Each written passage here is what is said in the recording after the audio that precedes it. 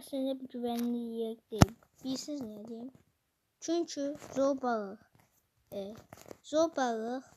tehdit olur. Onca məktəbi aslında bir güvenli yer değil. Bir zobalık mağlusu tehdit ya da döyü. Məhkəmə şeyler yaşayır uşaqlar. Ancaq məktəbə gələkən diqqətli olun məktəbə gələkən. Eğer məktəbə getdiyiniz zaman